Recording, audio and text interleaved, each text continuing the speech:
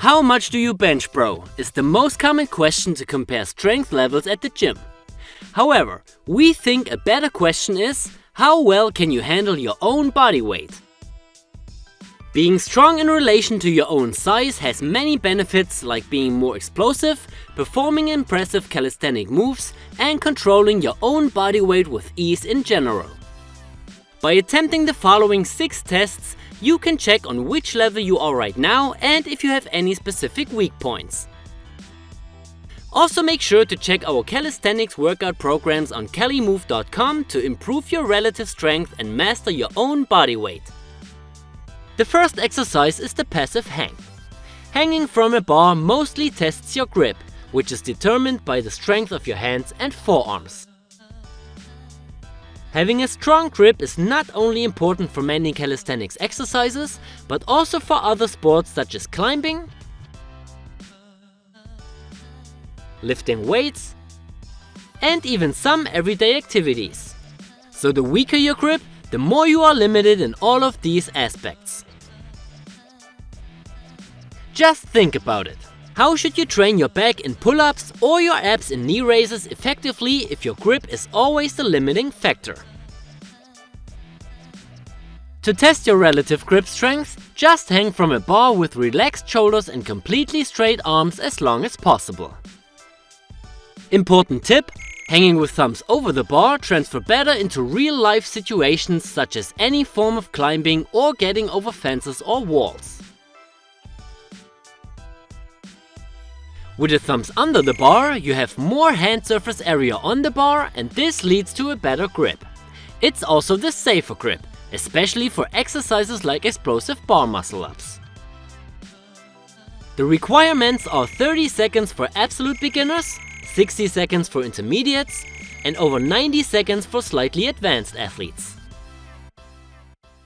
If you want to improve your grip strength, we suggest practicing passive hangs regularly.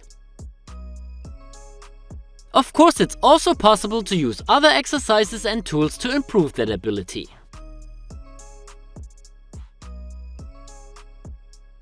The second exercise is the frog stand.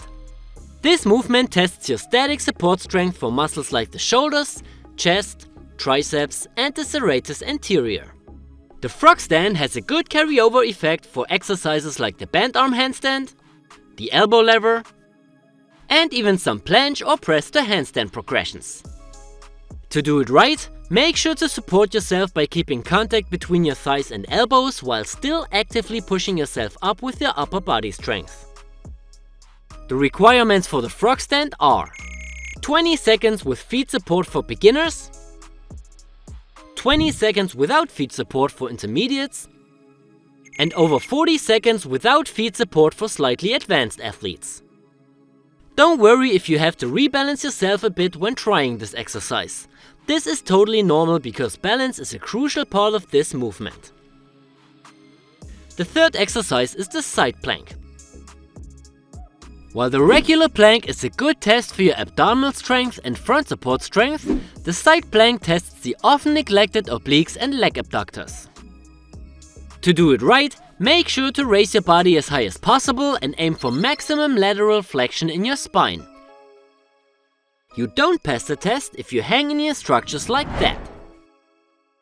The requirements for this exercise are 20 seconds with feet support from both legs for beginners, 20 seconds with one leg support for intermediates, and over 40 seconds with one leg for slightly advanced athletes.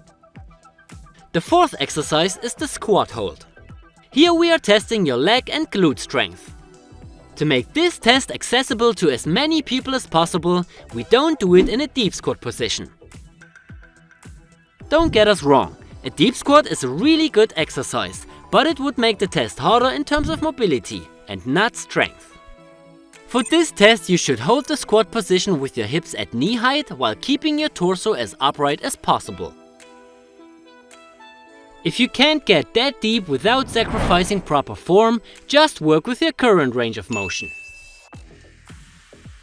If your ankle mobility is the biggest issue, it's also possible to put something below your heels to work around this problem. For the squat, you should aim for the following requirements: 30 seconds for beginners, 60 seconds for intermediates, and over 90 seconds for slightly advanced athletes. The fifth exercise is the typewriter pull-up. Here you need your lats, lower traps, forearms, biceps, and even your chest to some degree. This exercise looks very advanced at first sight, but is easier than it seems. All you need are 2 to 3 regular pull-ups, the right technique, and a good static strength in the top position. We strongly recommend doing this exercise on rings because it's much easier and way more joint friendly than on the bar. Rings allow you to rotate the arm into the most comfortable position without losing the grip, while the bar forces you to make some adjustments during the movement. The most important point to succeed with this test is the right arm to torso position. Bring your arm slightly in front of your upper body and fix it as close to your torso as possible. Also make sure to move slowly and don't extend your arm too quickly. To pass this test, you have to meet the following requirements. A 20-second high pull-up hold for absolute beginners, which can also be done on a bar.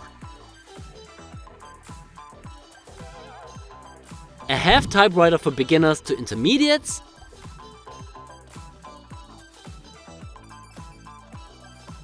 And 1 full typewriter for intermediate to slightly advanced athletes.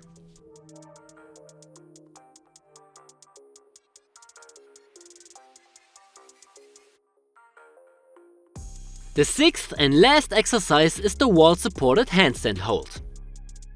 This exercise tests your overhead support strength, which is mostly determined by your delts and upper traps. The best way to start is by trying the pike stand first. Here you place your feet onto an object like a chair while aiming for a nearly vertical position with your upper body. We don't want to test your hamstring flexibility, so it's totally fine if you do this exercise with bent knees. The most important point for this test is your shoulder position.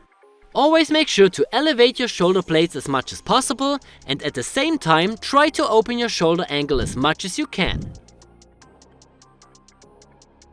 When trying the real handstand later, you can do it with the belly or the back facing the wall. However, we highly recommend letting the belly facing the wall. With this execution, you don't have to place your body as close as possible to the wall to maintain the correct form. Only make sure your body is straight itself. Important tip: don't forget to save a bit of strength to get back to the ground safely.